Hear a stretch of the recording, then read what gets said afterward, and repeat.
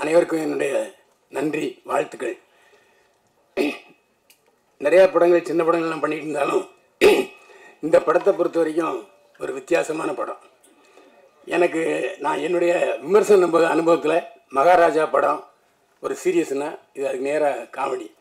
KS. Ravikumar sir இது வரைக்கும் பண்ணாத ஒரு கேரக்டர் பண்ணியிருக்காரு. அந்த கேரக்டரை பற்றி நான் பேசினா சஸ்பென்ஸ் அவுட் ஆயிரும். அவரை நான் முதல்ல நிவாஸ் சார் ஆஃபீஸில் அசிஸ்டன்ட் டைரக்டர் நான் பார்த்துருக்கேன். அதுக்கப்புறம் புரியாத பேர் விமர்சனம், இங்கே எத்தனை பேருக்கு தெரியும் தெரியாது, அவர் தான் அவருக்கு முதல் படம். சௌத்ரி சார் அந்த படத்துடைய ப்ரொடியூசர். இல்லைட்டு நம்ம குட்லக் தியேட்டரில் தான் பிரிவு போட்டாங்க.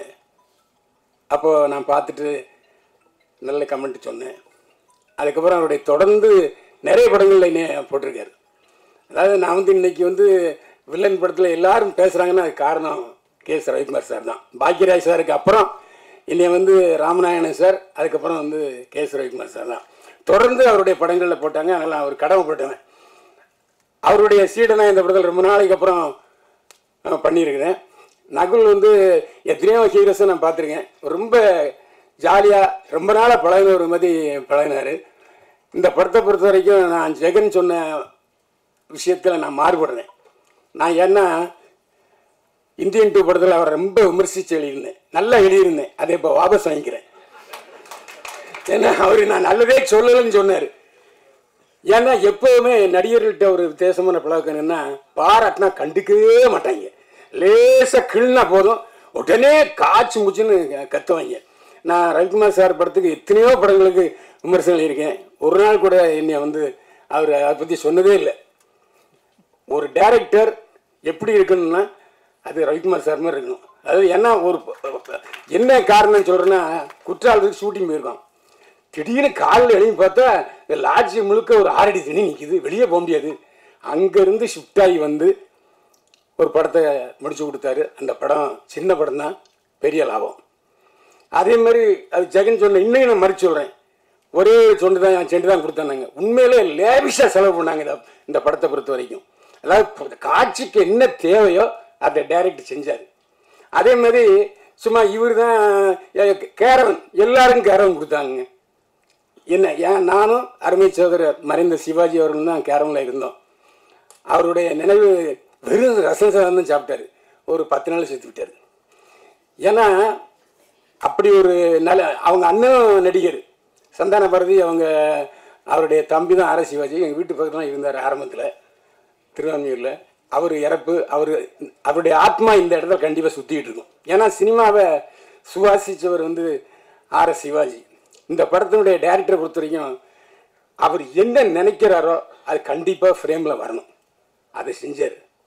அதே மாதிரி இந்த படத்தினுடைய கதை யூகிக்கவே முடியல.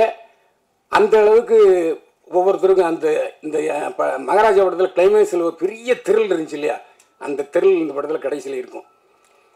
இந்த படத்தில் கே.எஸ். ரவிக்குமார் சார் நிறைய படத்தில் நடிச்சிருக்காரு.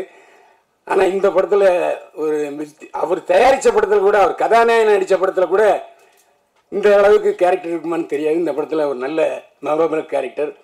அதாவது எல்லாருக்கும் அப் அண்ட் டவுன்ஸுங்கிறது சாதாரண வரத்தான் செய்யும் சினிமாவை பொறுத்த வரைக்கும். அதனால தான் நானே இறைவன் கொடுத்த யூடியூப்பை நான் தேர்ந்தெடுத்துக்கிட்டேன். நான் யூடியூப் இன்னைக்கு வாழ வைக்குதுன்னு சொன்னால் எல்லாரும் என்னை பார்த்து மிரள்றாங்கன்னா அது ஒரு பெருமை. நான் நிறைய பேரை பாராட்டி எழுதியிருக்கேன், அதெல்லாம் கண்டுக்க மாட்டாங்க. ஒரு விஷயத்த முக்கியமான விஷயம் சொல்லிடணும், விமர்சனம் எழுதுகிறவர்களை திட்டாதீங்க. இது ஒரு எச்சரிக்கையாக சொல்கிறேன். இந்தியன் 2 படம் நல்ல இல்லை தான். அதே ஒரு கன்னடத்தில் ஒரு நடிகர் விமர்சனக்காரன் கச்சாம திட்டினா நாங்கள் திருப்பி திட்டலாமா? தொடர்ந்து 3 தோல்வி படம் கொடுத்தாரு அந்த நடிகர், அந்த வில்லன் நடிகர். நல்லா இருக்கிற படத்தை நாங்கள் நல்லா இருக்குன்னு தான் சொல்லுவோம், நல்லா இல்லாத படத்தை எப்படிங்க சொல்ல முடியும்? அதனால் அந்த விமர்சனம் எழுதுறவங்களை தயவு செஞ்சு அதில் 1-2 இருக்கலாம் விதிவிலக்கு. ஆனால் நான்லாம் அப்படி இல்லை. நல்ல படத்துக்கு நல்ல படம் தான் விமர்சனம் கொடுக்குறோம். நல்லா இல்லாத படத்துக்கு எப்படி நல்லா இருக்குன்னு சொல்ல முடியும்? ஏன்னா மக்களோடு நாங்கள் இருக்கிறோம். இப்போ இங்கே பேசுகிற எல்லாரும் சொன்னாங்க, நீங்கள் தான் இந்த படத்தை எல்லாரும் கொண்டு சேர்க்கணும், நீங்கள் தான் எல்லாரும் இந்த படத்தை கொண்டு சேர்க்கணும். ஜெகன் மட்டும்தான் அதில் வித்தியாசப்பட்டார். அதனால தான் அவர் எதுக்கு இன்னும் அடுத்த கட்டத்துக்கு ஒரு நகர்றதுன்னு இப்போ தெரியுது. உண்மையிலே சொல்கிறேன், மேடை நாகரிகம்னு ஒன்று இருக்குது. என்ன மட்டும் நீங்கள் விமர்சிக்கலை, எல்லா யூடியூபரையும் விமர்சிச்சிருக்கீங்க. தயவு செஞ்சு அப்படி செய்யாதீங்க. ஏன்னா இன்றைக்கு டிவியை விட அதிகமாக யூடியூபர் விமர்சனம் தாங்க அப்படி சேருது. ஃபோன் வச்சுருக்கவன் எல்லா யூடியூபர் விமர்சனம் ஆகிட்டான்.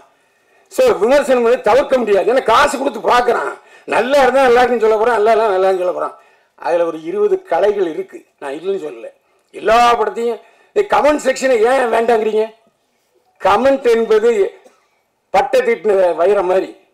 உங்களுடைய நல்லா இருக்கிறத அவன் கமெண்ட்டை ஏன் நீங்கள் டெலிட் பண்ணி சொல்கிறீங்க ஜெகன்? அது சரியில்லை.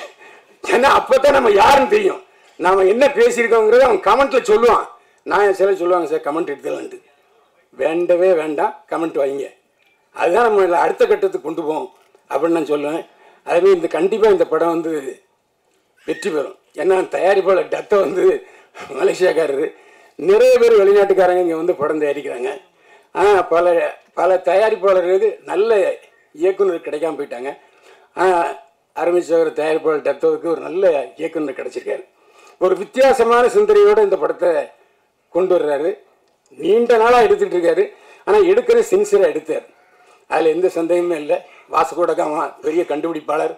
நிச்சயமாக இந்த தலைப்புக்கு ஏற்ற மாதிரி படமும் வெற்றியடைய என்னுடைய வாழ்த்துக்களை தெரிவிக்கிறேன். அது மட்டும் இல்லை, நகுல் மீண்டும் ஒரு ரவுண்டு வரணும்னு வாழ்த்து தெரிவிக்கிறேன். நன்றி, வணக்கம்.